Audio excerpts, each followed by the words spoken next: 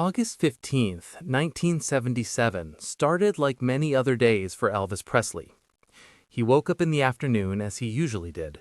His sleep schedule had been reversed for years. He stayed up through the night and slept through the morning. The people around him were used to it. Graceland ran on Elvis's time, and that meant the house came alive when most people were winding down.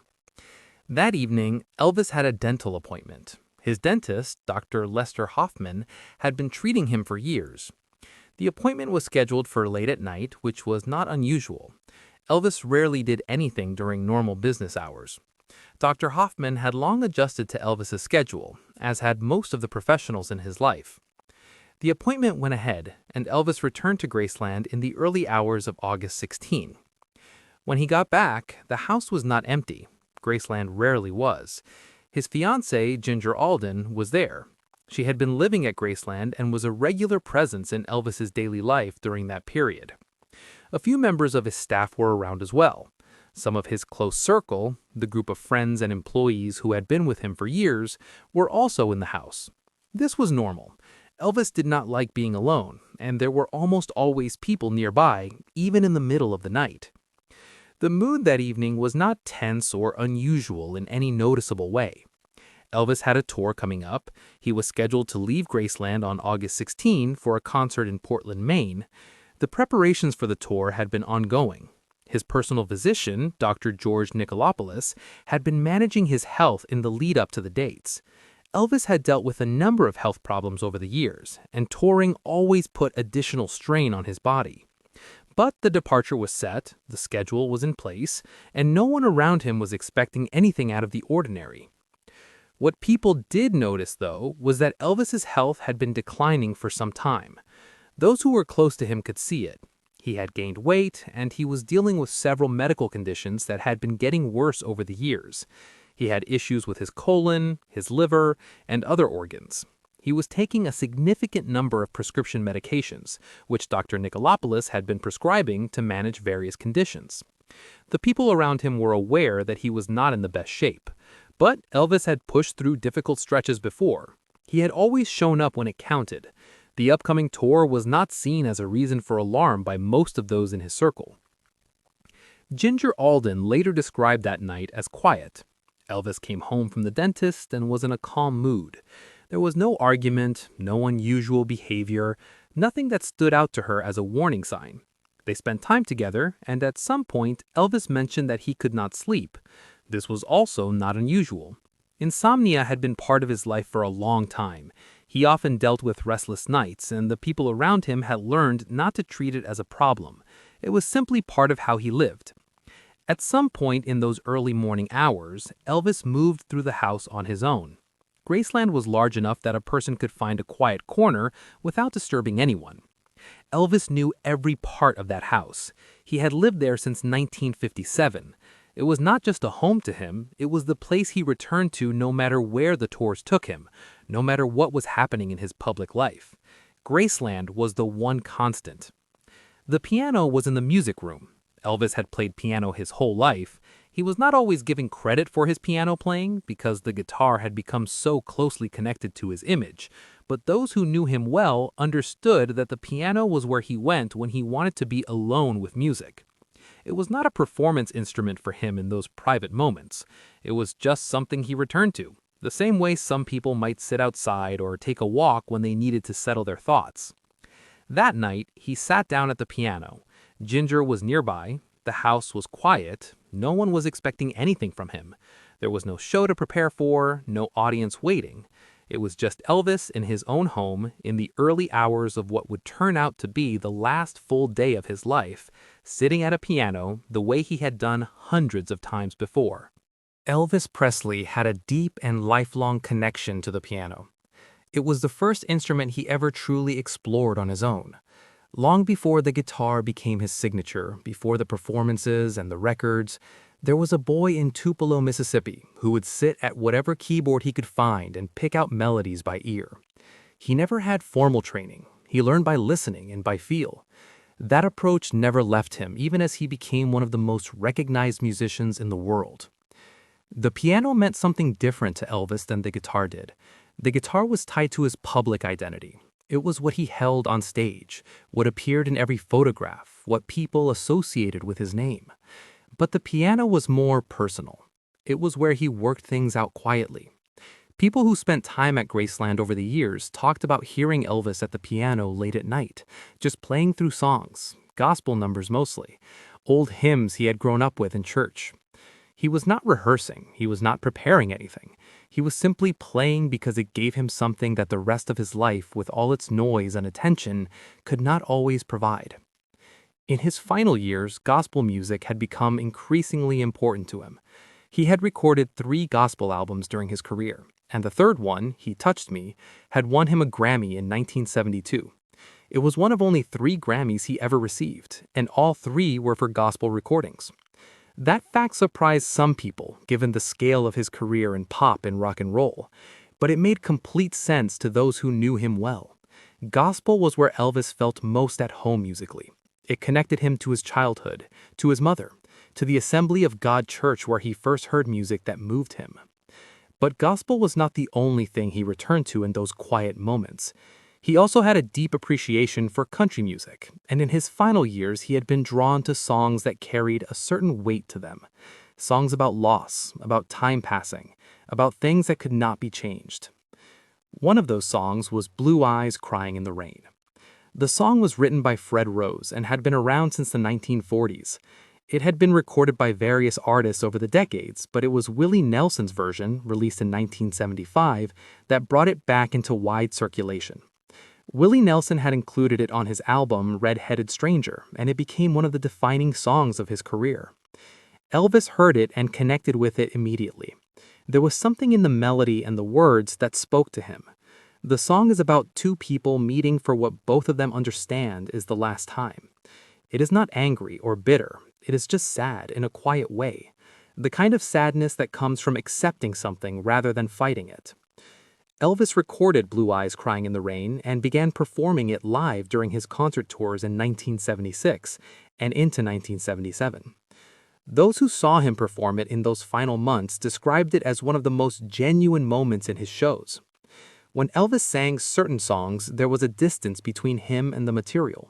He was a professional, and he knew how to deliver what an audience wanted. But with this song, that distance was not there. He sang it like he meant it, and audiences noticed. On the night of August 15th, going into August 16th, 1977, Elvis sat at the piano at Graceland and sang. Ginger Alden was nearby. What she witnessed was not a performance. There was no audience, no band, no arrangement. It was just Elvis at the keyboard, singing the song quietly, in the way a person sings something when they are not thinking about how it sounds to anyone else. She later described it as unhurried. He was not running through it quickly or treating it as something casual. He stayed with the song. His voice in those private moments was different from his stage voice. Without the microphone and the room and the crowd, it was softer, more natural. It was the voice of someone who had been singing his whole life and did not need anything around him to do it. Nobody in that house understood what they were witnessing. There was no reason to think that this moment was different from the other late nights when Elvis had sat at that piano and sung to himself. It looked exactly like what it had always been. A man alone with a song he loved, in the home he had lived in for 20 years, doing the thing that had defined his entire life. That was the last song Elvis Presley ever sang. When Elvis Presley died on August 16, 1977, the reaction was unlike anything the world had seen for a private citizen. Within hours of the news breaking, crowds gathered outside Graceland. Radio stations across the country stopped their regular programming. Newspapers ran the story on their front pages the following morning. People who had never met him wept openly. The scale of the grief was something that nobody, not even those closest to him, had fully anticipated. For the people who had actually been in that house on the day he died, the experience was entirely different. While the rest of the world was processing the news from a distance, the people inside Graceland were living through it up close. Ginger Alden was the one who found Elvis unresponsive on the bathroom floor that afternoon. She called for help immediately. The staff rushed in. An ambulance was called.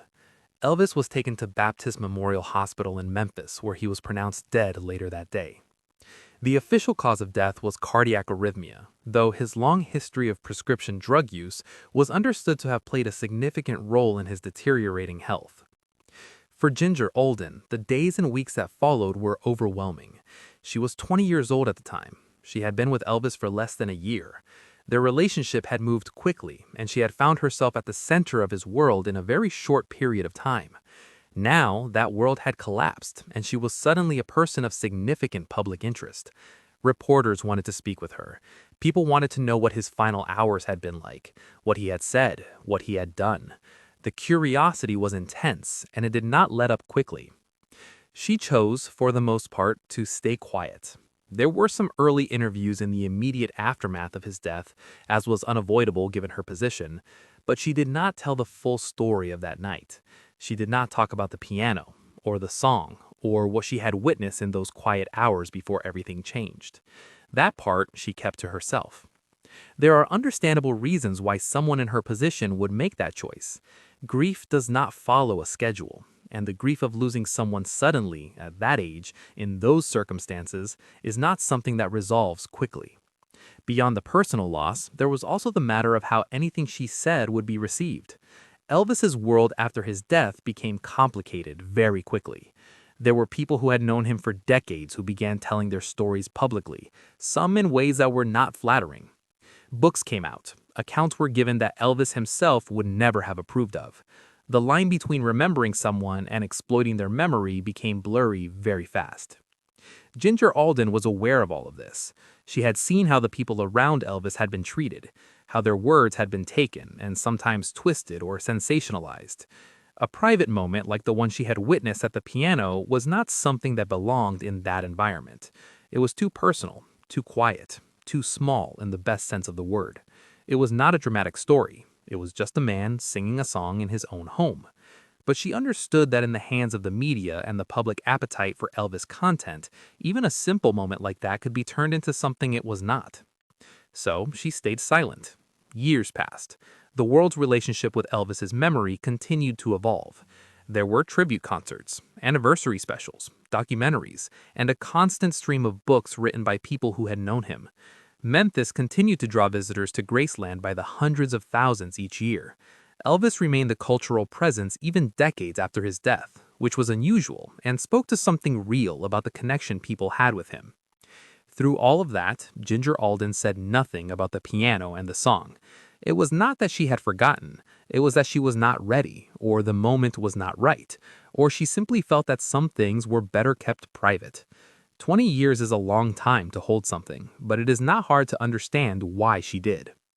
When she did eventually speak about it, it came as part of a broader effort to tell her own story honestly. She wrote a memoir, published in 2014, in which she described her time with Elvis in detail. It was in that context that she shared what she had witnessed that night: the piano, the song, the quietness of it all. She was not trying to make headlines. She was simply telling the truth about what she had seen in her own time, on her own terms. That is how the world finally learned what the last song was. There's a version of Elvis Presley that most people know. It is the version that exists in photographs and film footage and on record covers. The young man in the 1950s with the dark hair and the easy smile, standing in front of a microphone like he was born to be there. The entertainer in the 1970s in the white jumpsuit, filling arenas night after night, giving audiences everything they came for. That version of Elvis is real. It is documented and verified, and it represents a genuine part of who he was. But there is another version that is harder to see from the outside. The person who existed when the shows were over and the crowds had gone home. The man who drove through Memphis at 3 a.m. because he could not sleep. The one who rented out movie theaters and skating rinks for private use late at night so he could do ordinary things without being watched. The person who sat at a piano in a quiet house and sang to himself, because that was the only way to be alone with music without it becoming something public. That second version of Elvis is the one this story is about.